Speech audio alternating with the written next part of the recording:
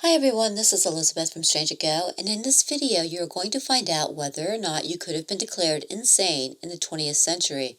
To say that it took very little to be declared insane during the early half of the 20th century is an understatement. Anyone could be declared insane by alienists and doctors seeking to make an extra dollar at trials and in their institutions. Who exactly were the crazy ones? They were everyone, from the normal housewife to the reckless teenager. Men were not immune to the charges of insanity, and many criminals sought insanity charges out of fear of the noose. In an interesting article published in 1916, the eyes of two men were compared to each other. Both men were murderers, and both were pleading insanity. According to the report, alienists generally agree that in insane people, more of the whites of the eyes are visible than in those of normal mind. In other words, looks of fear or panic could get a person labeled as insane. In 1916, an article was published in an attempt to weed out who was crazy and who simply had a disordered mind. For example, if someone became agitated because someone would burst into his room, he was considered to be semi-insane. Never mind that people who are working in their rooms tend to become naturally agitated when their work is interrupted. As for people who had an abnormal fondness for domestic pets, they were also considered semi-insane. It was believed that dog and cat lovers were exhibiting signs of mental illness. If your dad was a drunk back in 1913, chances are you were doomed, at least according to one report that said 1 out of every 4 children of drunken fathers is feeble-minded. 1 out of every 5 children of drunken fathers is insane. The only remedy for this national problem was to end the sale of alcohol, or at the very least allow mothers to escape their drunken husbands because, and I quote, "mothers of the poor do not want any more insane, idiotic, and subnormal children."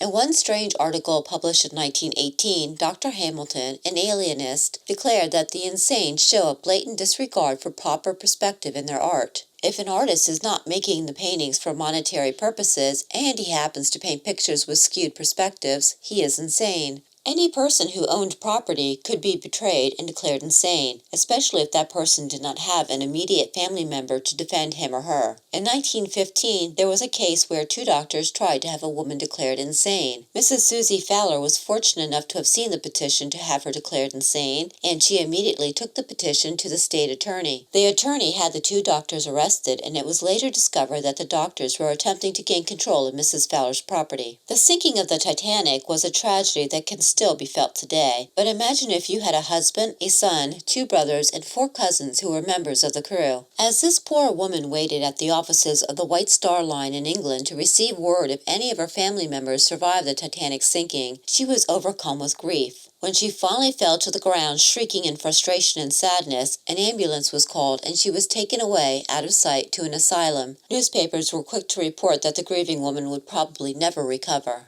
It sounds unbelievable, but in 1900 the parents of a 4-year-old had their child diagnosed as insane and had him committed to an asylum for the rest of his life. According to a page-long newspaper report, when little Monty was only a few months old, he fell out of a hammock that had been set up above a creek. It was believed that the fall injured the base of his brain, and so, up until the age of 4, he was being visited by a doctor fairly often. Too bad his parents could not be bothered to watch the child, let alone discipline him. By the time he reached 4 years old, his parents claimed that all he did was tackle his little sister and fight with her. Supposedly fearing for the younger child's life, the parents called in more doctors and had them label the child insane, which they gladly did for a fee. After it was ruled that the child was crazy, he was taken away from his home and dumped into an asylum. While the Ouija board was originally marketed as a children's game, women quickly took to the board game as a way to communicate with loved ones lost during the Great War that ended in 1918. In 1920, headlines hit the newspapers across the U.S. that 3 women went on a 24-hour Ouija board binge, and upon being discovered were pronounced insane. The California courts sent all 3 women to state hospitals for treatment. While it was fairly common for husbands to get their unwanted wives sent to the asylums, women who had what the courts deemed as defective children were also highly likely to be sent away to rot in a cell. During one legal session back in 1914, Chicago, the court sent several women to the insane asylum simply because they gave birth to somewhat disappointing children. Furthermore, the women of the jury unofficially expressed the opinion that these women should be sterilized. Everyone is insane, from the impulsive Johnny Appleseed to the average person who thinks he might somehow be special. According to a Harvard doctor back in 1914, every action a person made could be evaluated and labeled as abnormal behavior. In fact, anyone who experienced nervousness, deep grief over the loss of a life, who was self-conscious of his actions or appearance, or anyone of high intelligence or low intelligence had some form of insanity.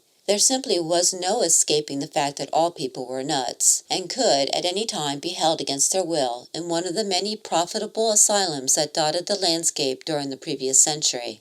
Thank you for watching my latest video. Please don't forget to give this video a like, and while you're at it, subscribe to Strange Ago to keep up with the latest videos covering our strange history.